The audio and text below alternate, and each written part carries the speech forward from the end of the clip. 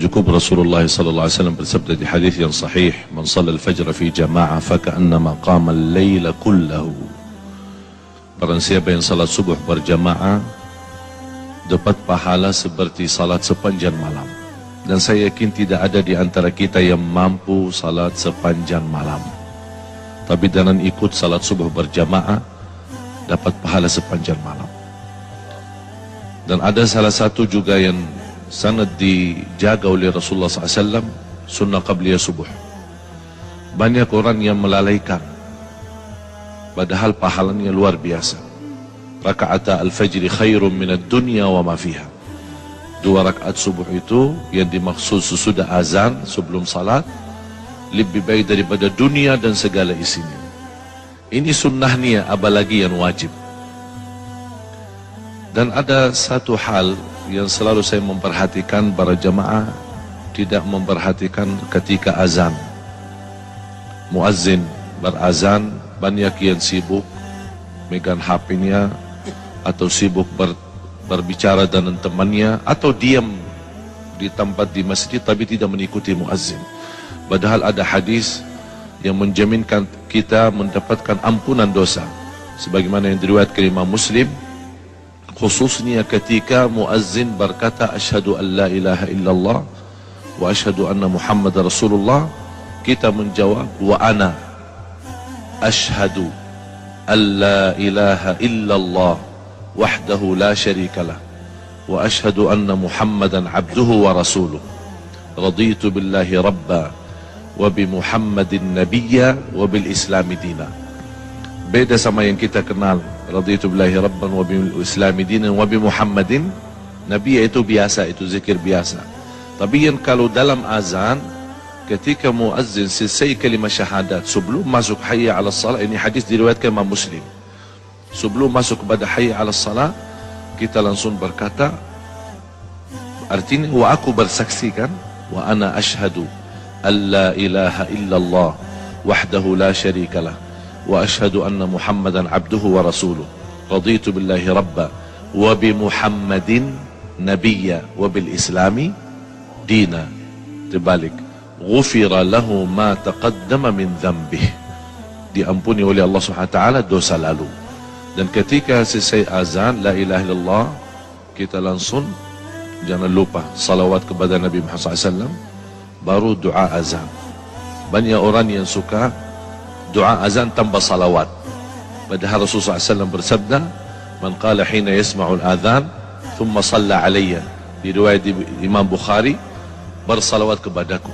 Jadi fantas kalau kita memulai Allahumma salli ala Muhammad wa ala ali Muhammad, Allahumma rabb hadhihi ad-da'wati at-tammah was-salati al-qa'imah ati Muhammadin wasilata wal fadilah wa ba'athu maqam Muhammad alladhi wa'adta innaka la tukhliful mi'ad. Tambahan innaka la tukhliful mi'ad di luar sahih Bukhari, tapi disahihkan dan dihasankan oleh sebagian besar ulama. Innaka la tukhliful mi'ad. Apa yang kita dapat? Hullat lahu syafa'ati yaumal qiyamah, terjamin dapat syafaat Rasulullah SAW. Jadi sia-sia. Itu yang kenapa saya bilang namakan rahasia subuh, karena memang tersembunyi dari banyak orang, padahal pahalanya sangat luar biasa. Rahasia Allah berikan nikmat yang luar biasa. Fala ta'lamu nafsun ma ukhfiya lahum, dari mana jiwa pun boleh tahu apa yang telah disembunyikan oleh Allah SWT. Ini amalan yang seperti ini, sedikit-sedikit rahasia tapi sangat luar biasa. Termasuk selepas salat, doa khususnya di salat subuh. Hadis Rasulullah SAW yang Rasulullah SAW tidak pernah tinggalkan, Allahumma inni as'aluka ilman nafi'a wa rizqan tayyiba wa amalan salihan mutaqabbala. Ilmu bermanfaat, rezeki yang baik, kemudian amal salih yang diterima. Jadi bukan hanya amal salih tapi sia-sia, amal salih tapi ditolak, tapi amal salih mohon sekaligus diterima di sisi Allah Subhanahu wa taala. Belum lagi zikir yang dipimpin oleh guru kita Ustaz Arifin tadi, subhanallah 33, alhamdulillah 33, Allahu akbar 33, ditutup satu la ilaha illallah wahdahu la syarikalah lahul mulku wa lahul hamdu wa ala kulli syai'in qadir, ghufirat dhunubuh wa in kanat mithla zabadil bahr. Berapapun dosa kita diampuni Allah SWT. Inilah amalan yang sederhana, rahasia, sedikit, tapi subhanallah pahalanya sangat luar biasa. Yang terakhir, salah satu rahasia yang saya harap semua jamaah menjaga, karena sangat luar biasa amalannya dan sangat dahsyatnya apa yang kita akan dapat balasannya. Adalah yang saya boleh namakan sedekah subuh. Sedekah subuh. Kenapa saya bilang sedekah subuh? Karena setiap subuh sebagaimana di hadis yang diriwayatkan Imam Bukhari dan bahkan hadis muttafaqun alaih, setiap subuh ada dua malaikat berdoa. Allahumma a'ti munfiqan khalafa wa'ti mumsikan talafa. Setiap subuh malaikat berdoa, ya Allah berikan pengganti dan barakah bagi orang yang berinfak. Bahkan saya usulkan kepada jamaah ada satu tabungan, boleh dinamakan tabungan subuh, khusus buat subuh. Wallahi demi Allah jamaah sekalian, tidak ada yang menjaga amalan ini secara rutin. Berapapun dia isi tidak masalah, tapi rutin. Istri bunia, bapa bunia, anak bunia, cucu bunia, supir kita bunia, pembantu kita sudah bunia, masing-masing bunia satu.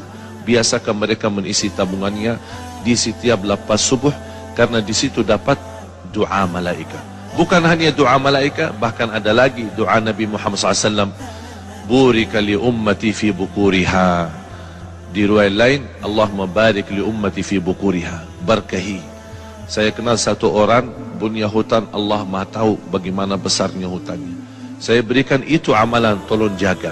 Subhanallah, Allah berikan banyak kemudahan sampai dia bisa tuntas dan lunas hutangnya.